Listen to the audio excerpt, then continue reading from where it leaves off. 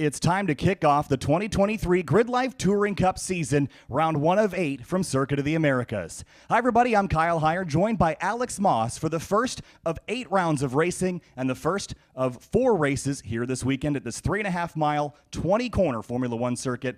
Alex, really excited to have you back as we were last season. A 31 car field getting set up for this 15 to 20 minute race. A lot of new drivers on the grid, a lot of experience as well. Yeah, that's right. It's going to be an exciting race. I think we've got a big field here. We've got a big track to have them all on, so that's great for us. Hopefully we'll have a good, exciting, clean race.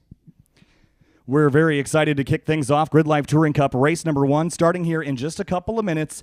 And there's a 31-car field and a lot of variance in the power to weight, and the goal here is to have everyone kind of similar in pace down the straightaways, similar in pace in the corners, but the formula here is power to weight, and then you add modifiers based on the aero that you add to the car, the kind of transmission that your car has, Alex. So a lot of these cars are very different, but they end up kind of running around the same lap time. But in qualifying, we saw the Corvettes have the advantage.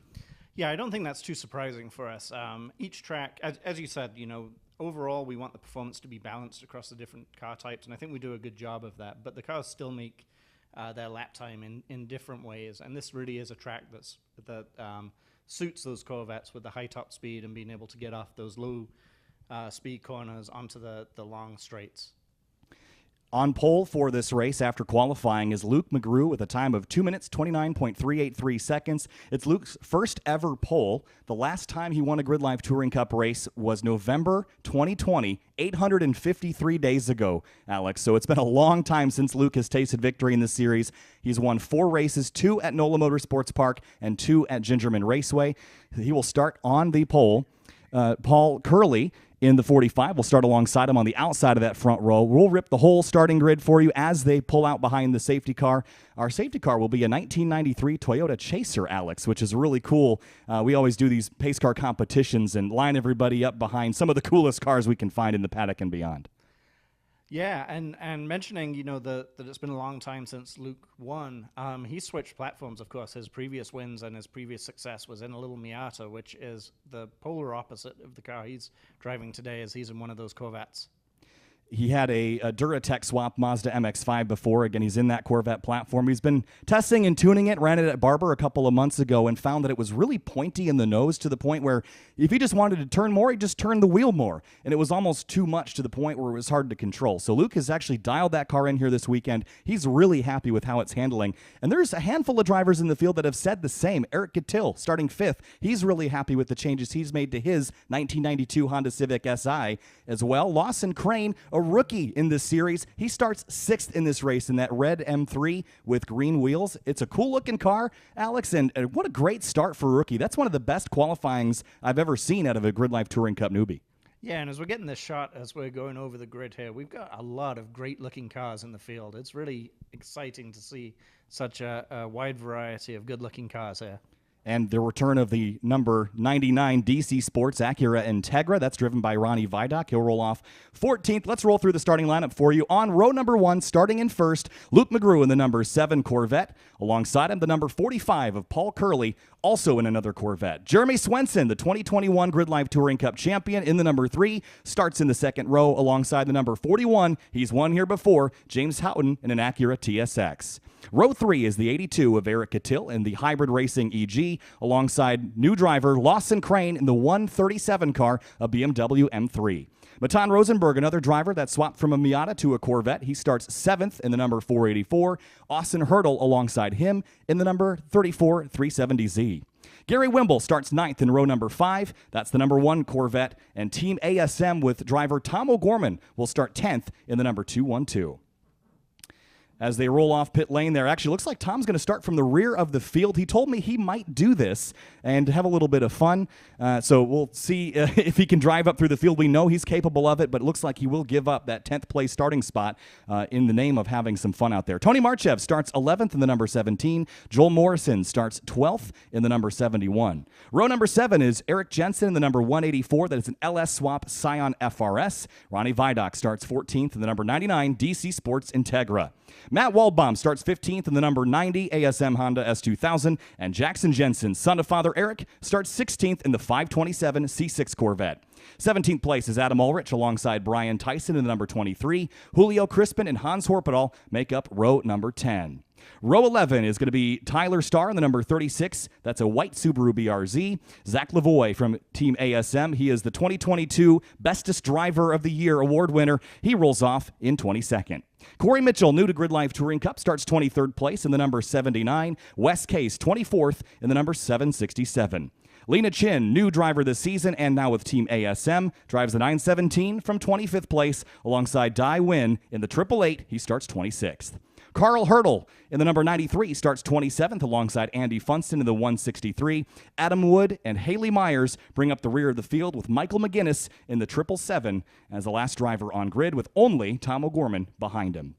Cars rolling around now, the 3.5-mile, 20-turn circuit here at COTA. Alex, this is a very fast circuit, a lot of great overtaking opportunities, a lot of trouble spots, though, as well. Yeah, it really has a good mix of fast sweeping corners in the first section and then some tighter turns leading onto the long straights, which I think is generally the formula for these newer F1 tracks where they're trying to present these overtaking opportunities with a slow corner followed by a long straight followed by another slow corner. I think that's really going to advantage the Corvettes and the high-power cars that we have here, high-power, low-drag cars, as they're really going to be able to get away from the lighter cars on the straights and not give them the opportunity to pass in that twisty section. Our formula for this event is about 12 to 15 minutes, flag to flag, double file for the start. And the drivers will accumulate points in these races, all four. Race 1 is today. Race 2, 3, and 4 are tomorrow. And race number 2 is set by fastest lap from race number 1. So if you don't get a good start, you get mired back in traffic, Alex. There is an advantage to getting out of the pack and just getting some clear racetrack to run a quick lap to start up front for race 2. Yeah, it's a really nice part of this formula that your whole weekend can't be ruined by one bad race. Like you said, if you have a mistake or something happens that shuffles you back, just getting a good lap in will get you back to where you should be on the grid for race 2 so that you're there for the rest of the weekend. Absolutely beautiful coverage here through 16, 17, and 18, the carousel they call that here at COTA. Drivers tell me they're pretty much flat in a GLTC car. Highest powered car, 263 horsepower on the grid. Lowest powered car, about 190. So there's a pretty big difference. There's over 1,000 pounds between the lightest car and heavier car as well. All single class, 31 cars getting set to go racing in 2023. One car pulls off in the background, off to the right. Can't get a good look at who that is, but that's hopefully in a spot that's good enough to let us go racing. Here we come, round 1 of 8 of GRIDLIFE Touring Cup for 2023.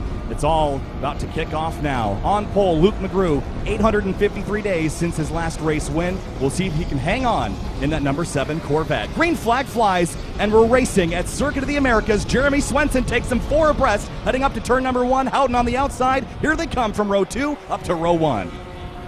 Yeah, James got a really good jump there. Actually, all of the cars except Luke got a good jump. He sent him 4 wide there.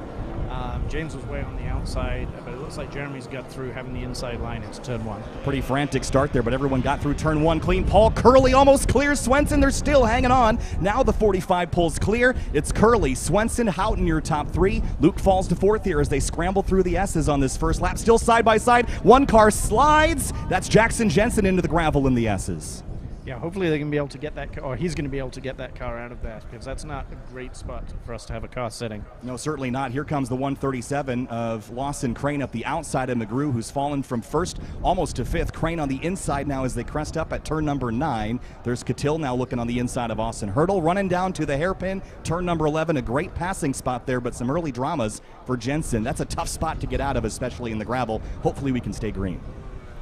Yeah, hopefully, and it looks like, Luke didn't have the best jump when the green flag came on, but I think maybe that rewards weight has hurt him a little bit that he got for qualifying in pole, because it does seem like he's struggling to hang on to the leaders here. We'll see if it comes back to him. A huge slide for Austin Hurdle at the exit at turn 11. 4 tires slipping and sliding off course. Drivers were told keep it in the white lines, but that wasn't an advantage gained. Here comes Matan Rosenberg now in the 484, tracking down the 34 car of Hurdle into turn number 12. Catil right ahead of them in that very lightweight hybrid racing EG. Yeah, Austin Hurdle with that 370Z, he's put a new livery on that car, and I think it looks awesome this weekend. Striking. We wear pink on Wednesdays and on Saturdays, apparently. Into the stadium section now, turn 12, or 13, 14, and 15. This is a really tight switchback. Curley still has the advantage, but look at Swenson arcing it in very late to get the drive off the corner. And two Corvettes lead the way. It looks like Houghton's fighting back from Luke McGrew, who's got some drive. He's coming back for a podium spot. Yeah, it looked like Paul Curley took a different line there to Jeremy Swenson. Swenson, as you said, trying to get a different line to get a better drive off the corner. Look at Luke McGrew close at turn 19 on James Houghton. This 41 car has seen some changes over the years. It was originally built very bullet-shaped with no arrow. He's added some, leaves the door open for Luke McGrew at turn 20. Luke's side by side, but the 41 gets a great drive at corner exit, and now they're one nose to tail down the front straightaway. It's two Corvettes and a TSX out front after one lap here at COTA. Still green for now. Hopefully that one corner that Jackson Jensen found his way off in, we can stay green if he got out of that gravel trap, but we'll see next time by if that's the case. Yeah, they certainly haven't decided to send full course yellow to go and retrieve the car, so hopefully, worst case, they're covering up with a local yellow. Looks like there is a yellow waving at turn number 2, so that will be covered. No passing there, and there is the double yellow flag that will signify a full course caution. I have not actually seen it come up on the timing and scoring yet, but it is a double yellow flag being displayed, and yes, it is full course caution now, and our first race of the weekend has been frozen for the moment. So early spin off there, and I hope whoever was pulled off at turn 19 was able to get restarted as well. We didn't get a great look at who that was, but it could have been, it might have been Brian Tyson or Corey Mitchell, but hard to tell from the shot we had. So we'll try to get that car out of the gravel and re-rack him and restack him and go again. These are short races, so if we get back green, it's only going to be a lap or 3 maybe. Yeah, and turn 19, I didn't see a car sitting off there as we came through, so I'm assuming that car got itself moving again, and this double yellow is to retrieve Jackson's car. And it looks like, I don't know if there was any contact. I didn't see it start. I just saw the tail end of that, so hopefully that there was just a loss of control and not any contact. That the series prides itself on not making a whole lot of contact. But behind the safety car now on lap number 3, as Charlie Enslin is driving that Toyota Chaser, and it's a very pretty car. And we told everyone it'd be a Honda Fit Pace in the field, and that rolled up, and we said, we're going to use that instead. So we had to tell everyone that they're looking for a purple car, and it's not Jeremy Swenson. He rides second place right now. Jackson Jensen is rolling, actually. I just saw him go by the front straightaway here, so I'm not sure if they've already pulled the car or if that was a different incident. Yeah, I mean, it didn't look like his car had any damage to it. It just was stuck in the gravel. So if they could just drag it out of the gravel, he could get going and catch back up to the field. So we may go to green pretty quickly here. That would be lovely if we could get back green. There's Jackson and got the car moving. That's great to see. It's hard to get out of gravel traps, especially when they make them, they kind of groom them so that they're all running one direction, and if you get beached in them, they're pretty hard. So good work for Jackson to get that rolling. Lights are still on the safety car, though, so it looks like they might have just gone out as well. So that would mean we're doubling up and going back green if that's the case, but we'll have to get a better look at that car in a moment because they're still not quite doubled up for the restart. Yeah, they still are on, it looks like, Alex. Yes, they are still on. Yeah, those gravel traps are designed to stop a car. So once they've done that job and stopped it from going into the wall at high speed, you know, it's tough for a car to get out of there under its own power. So, yeah, it's not surprising that it's tough for Jackson to get out and need a little help from a tow vehicle or recovery vehicle. They're very good at stopping cars. They're not very good at letting them go. Exactly. So it looks like Jackson got out and extricated, and that means we will continue, hopefully, as soon as we get back underway. Usually, I think our shortest full course yellow procedure would be 2 laps, so we could expect a green next time by if that was the only thing that we had to worry about. So things have happened in the first 3 laps, Alex. Paul Curley took the lead away, started on the second row. Jeremy Swenson is out in second place, looks like. Pace car has pulled off, so we are going to go back green. Just a 1-lap caution flag, and we're going to get back underway in GRIDLIFE Touring Cup. Here we come, back to the green flag. Paul Curley in control and waiting for that green wave. Very late restart here. Nice tight pack. And green flag back underway. We're racing once more at Circuit of the Americas. Here comes Houghton up to second place on the inside of Jeremy Swenson. Luke McGrew climbs the hill. Look at Houghton looking for the lead on Curley. Curley goes defensive and hangs tough on the inside. Yeah, I think Paul saw James Houghton coming there and moved over to kind of fend him off. imagine he'd be hoping that he gets past Swenson, but it doesn't look like he was. We were 5 wide into turn 1 and came out the other side. That was extremely impressive. Ronnie Vidoc right behind Matt Waldbaum. We were talking before the race and said that they were going to follow each other through the pack. So far, both of them have gained positions and now follow each other through the S's here at COTA. Yeah, and through the S's, you're going to have a hard time getting by anybody there as the cars move left to right to back left again. So you're not going to be able to get alongside another car there. You're just going to have to follow single file and try and pick your spots later on in the lap. Well, Paul Curley has the advantage for now, but for how much longer? Jeremy Swenson, the 2021 Touring Cup champion, is right there, hot on his heels into turn 11, and here comes Cattell on Luke McGrew, pops out to the inside. Luke's a little bit later on the brakes, and he will outbrake Cattell into turn 11. That hybrid racing EG really punching above its weight. This is not a track I'd expect that car to really be all that strong at, but Eric has been driving a great race so far, right up behind Luke McGrew, and in the slipstream now on this long back straightaway with a pretty significant headwind as well. Yeah, I agree. I think that Civic is way further in the field than you'd expect it to be. And here comes Houghton on Swenson right now. Driving by Jeremy Swenson, top speeds well into the 130-mile-an-hour range. He should get that pass complete, but Swenson hangs tough here. If he can keep overlapping to 13, he might get it back. Houghton did not get a very good drive, and Swenson back to second place as they hit turn 13 and enter the tight stadium section, and McGrew right back to the rear bumper of Houghton as well. It's getting scrappy here for second through fourth. Yeah, I think you really could see there how the Corvette manages to put all that torque down as it comes off those slow corners and really drive ahead of the Honda. Yeah, Houghton's not really doing that well here getting off the corner, but he has such a great high end, especially in the corners here. He's really figured that car out. It didn't have a lot of aero previously, but it certainly is looking strong now. Austin Hurdle, by the way, up to 7th place. That car had a broken control arm after qualifying. He's got it running very strong now. Houghton slips on the apex of 19. McGrew's going to try to take advantage of it down here into 20, but not quite close enough to get overlap. Yeah, we'll see here if Luke should get off this corner a little bit better than Houghton, but then by the end of the straight, I think Houghton's going to be pulling away again. About 9 minutes into this race, still plenty of time to go. Eric Cattell up to 5th, Hurdle up to 6th, Lawson Crane 7th, Matan Rosenberg and Tom O'Gorman up 22 spots up to 9th place. We knew it was coming, Alex, and here he comes. Yeah, we did, and remember that we've had yellow flag in here as well, so he was bobbled up during that time and wasn't able to make those passes, obviously. Eric Jensen up the inside of Matt Waldbaum at turn 1, so the LS-powered FRS goes on by. Here's a little bit of a scrap back here. Adam Ulrich, Wes Case, and Julio Crispin, a M3, a Corvette, and a 350Z walk into a bar, Alex. That's a wild fight between those cars, and an all-wheel drive Subaru Impreza in the mix as well. Which, if I'm not mistaken, that's our first all-wheel drive competitor that we've had in GLTC, right? We've had a couple of them before, but not consistently, and we expect to see Mike McGinnis around a little bit more. Big slide there from Tony Marchev and Hans Horpedal chasing each other through the S's. Good scrap between those two. Pretty similar builds between those cars, and Zach Lavoie, Joel Morrison, and Hans and Tony fighting it out back there. Looks like for about 14th place, but Swenson is right behind Curley, who looks very nervous on the brakes there. The car was bouncing around just a touch, and Swenson is keeping him extremely honest, just a half second back. Yeah, I think Paul took a little bit of a defensive line there going into 11, and that may advantage Swenson going down the long straight as he was able to take a more natural line. Now up the long back straightaway here. Houghton not close enough to do anything with Swenson, this time through Cattell. Popping out of line, a little bit of a lock up there for the 777 of Mike McGinnis. On the outside is the 36 of Tyler Starr. That's the white BRZ. They come out the other side looking fine and dandy now for the long run down to turn 12. McGrew, he smells blood in the water with Houghton just ahead. Yeah, he braked so late on Houghton there. Closed up a massive gap under braking for 12. And same thing here between the two leaders. Look at Swenson, a little bit tighter line through 13 and 14, trying to close that gap to Paul Curley. Curley won a couple of races last season. So did Swenson. I think Swenson and Curley both looking to add to their win total this weekend. Curley's last win came at the GRIDLIFE Midwest Fest over Tom O'Gorman, of all people, in race number 4. So this would certainly be another accomplishment, another feather in the cap for Paul Curley, who's still relatively new to GLTC competition.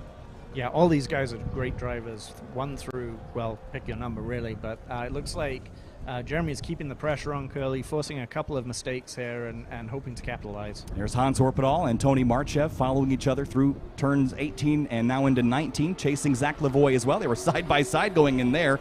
Houghton a little crossed up. Here comes Luke McGrew and Eric Cattell, who's right behind the number 7 up the straightaway. Like we said in qualifying, 1,000 pounds between that black Corvette and the white and green Civic. Amazing difference, and amazing how evenly matched they are going down there, despite the power and weight differences. Catil trying to go the long way around at turn number 1. Will he tuck in tight, try to cross him up? No, he's going to stick to the outside and have the run into turn 2. But will McGrew give this up? He's going to leave him a lane. That's how we do it here in GLTC, Alex. And looks like Catil wants 4th from Luke. Yeah, left him a lot of room there. Really left the door open for that. So we'll see how this plays out. I can't imagine they can stay too wide all the way through this. No, Luke concedes. Very fair racecraft there. Catil, a little bit of a corner cut, just trying to make sure they come out the other side. But McGrew's going to go up the inside there. That's tight. And now into turn number 8. Catil holds left, but this is a great fight here for 4th place. A big Corvette and a very small Civic duking it out. They did this back at Mid-Ohio Sports Car Course. They've raced each other plenty of times, Alex, and Luke is just doing a great job hanging tough, but Catil got the spot. Yep, and just a lap ago I said how you could not go side by side through that section and you had to follow, and those guys just proved me wrong right there. That was exceptional. O'Gorman in the background. A little bit of a lockup there for Catil, not running ABS in this car.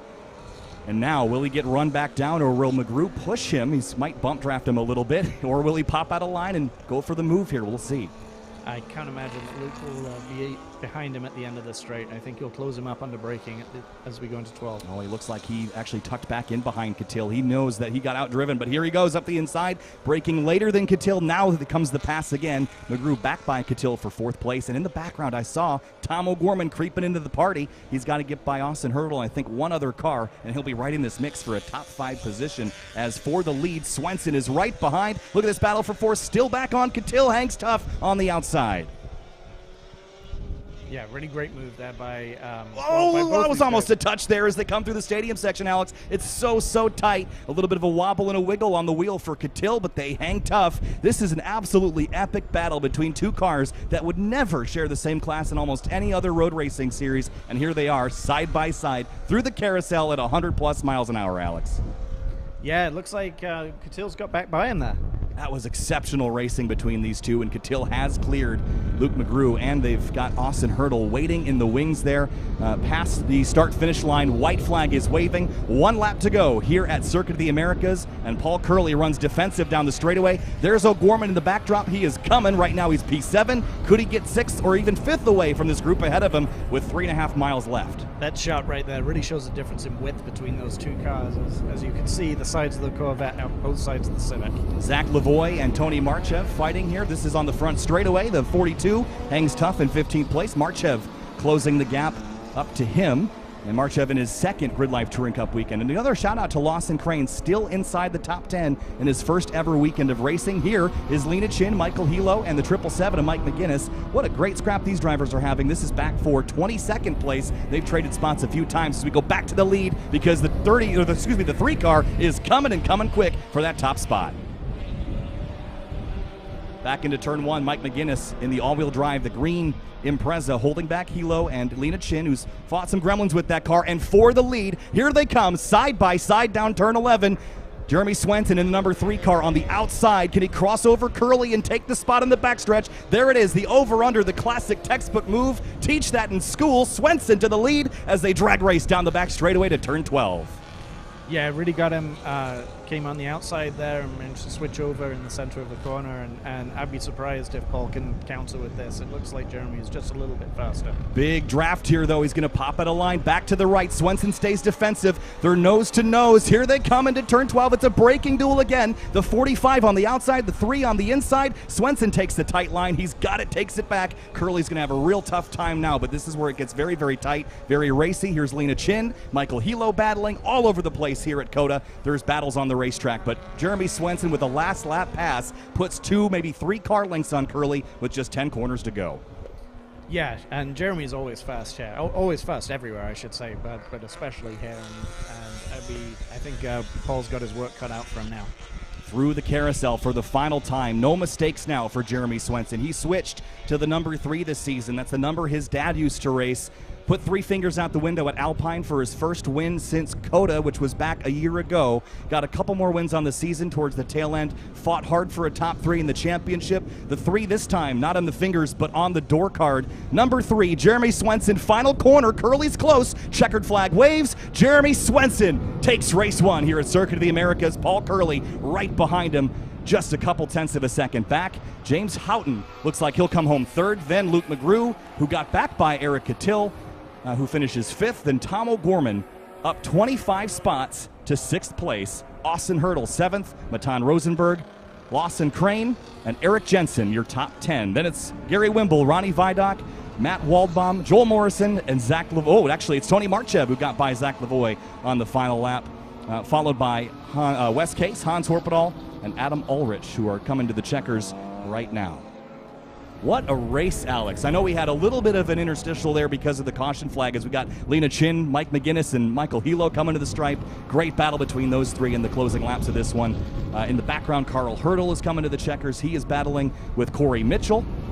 That is a touring car from the SRO group that he's racing here this weekend is Carl Hurdle, but battling a new to GLTC driver, Corey Mitchell, Andy Funston, Brian Tyson, Dywin, Adam Wood, and looks like Adam Ulrich might have had an issue on that final lap, not back to the stripes just yet, Alex. But what a race. Swenson back in victory lane. It was a great race, wasn't it? I mean, we had battles for first and second, second and third, fourth and fifth, and all, going back and forth, multiple passes on single laps, but all super clean, super respectful. I think it was an excellent race, a lot of fun. And